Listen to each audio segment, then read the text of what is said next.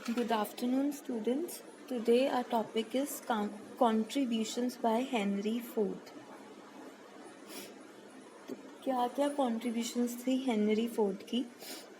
He was inducted into the National Inventor Hall of Fame in 1982 for his invention of the transmission mechanism. Google patent search finds 100 patents under his and Ford Company's name. In 1928, Ford was awarded the Franklin Institute's Elliott Crescent Medal. तो ये जो हम आपको Ford company पता होगा cars वाली, वो Henry Ford की है, ठीक है। तो उसको मेडल मिला 1928 में। अब हम उनकी कंट्रीब्यूशन डिस्कस करते हैं। उन्होंने assembly line manufacturing process start की।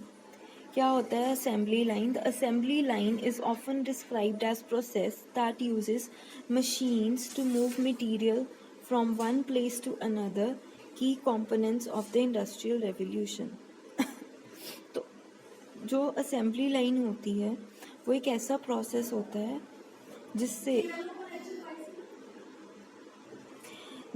जिसमें हम एक जगह से दूसरी जगह मटेरियल को मशीन्स के थ्रू लेके जाते हैं।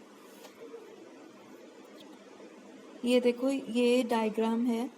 Movement of parts, assembly, conveyors, motorised vehicles. हम बड़ी बड़ी कंपनीज में देखते हैं असेंबली करते हैं, एक प्रोडक्ट कन्वेयर के थ्रू होके दूसरी जगह पहुंच जाता है, फिर उसको असेंबल करते हैं, ठीक है, ताकि फाइनल प्रोडक्ट बन सके। तो एडवांटेजेस क्या हैं असेंबली लाइन प्रोडक्शन की? कि इसमें सेमी स्किल लेबर चाहिए होती है, much lower cost in mass production. जब हम ज़्यादा प्रोडक्शन करते हैं तो कम कॉस्ट लगती है, स्पीड ज़्यादा होती है, comparatively less working hours require, utmost accuracy से काम होता है क्योंकि सेट बाय सेट खुद ही कन्वेयर से ट्रेवल होके फाइनल डेस्टिनेशन पे पहुंच जाते हैं, लेस ट्रेनिंग रिक्वायरमेंट्स, ठीक है जी। नेक्स्ट है डिसएडवांटेजेस क्या है? लार्ज कैपिटल रिक्वायरमेंट, ज़्यादा पैसे लगते हैं, long time to get setup done, क्योंकि सेटअप बहुत बड़ा होता है तो इसलिए ज़्यादा टाइम लग जाता है, not suited to custom parts और फ्रीक्वेंट डिज़ाइन चेंजेस। वो प्रोडक्ट्स के लिए ये बिल्कुल ठीक नहीं है जिनकी डिज़ाइनिंग थोड़े देर बाद चेंज होती रहती है। ये उन प्रोडक्ट्स के लिए होता है जिनकी डिज़ाइनिंग फॉर एवर सेम रहती है। जॉब लॉस, क्योंकि क्या है कि मशीन्स सारा काम करती हैं तो इससे ज़्यादा वर्कर्स रखने की ज़रूरत नहीं पड़ती। मोनोटोनस वर्क, मतलब एक ही तरीके का काम करना होता है, इसमें आप कोई नई चीज़ नहीं सीखते हो।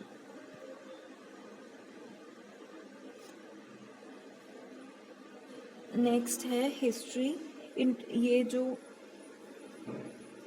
व्हीकल है, it was introduced on October 1st, 1908. Characteristics of T model: steering wheel on left, enclosed engine and transmission, suspension cheap।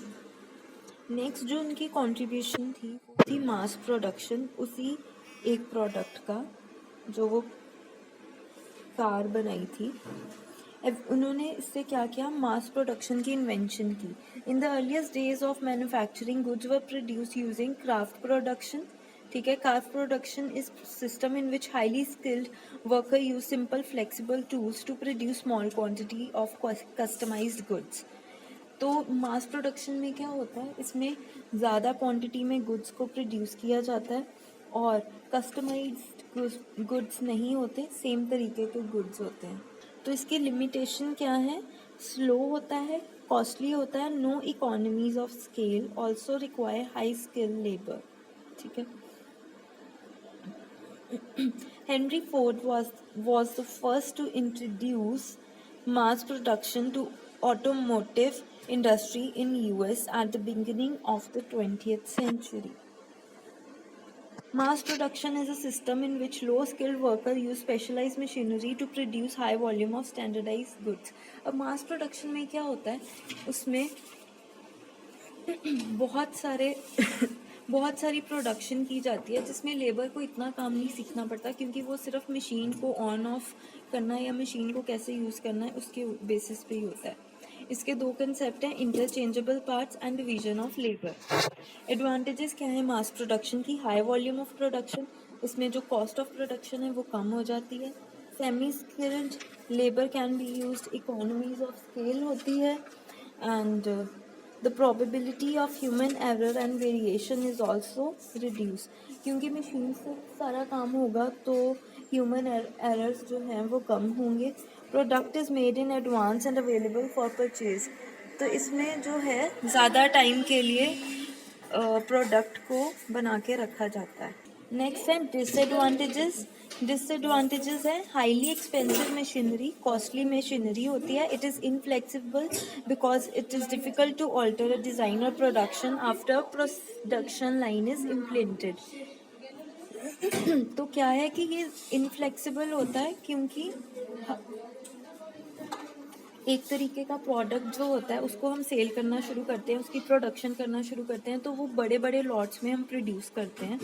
All products produced on one production line will be identical, same तरीके के products होंगे। For example अगर mobile कोई produce हो रहा है वो same mobile होगा, मॉडल सेम मॉडल की, जैसे 100 मोबाइल्स या 1000 मोबाइल्स एक ही लॉट के में प्रोड्यूस कर दिए।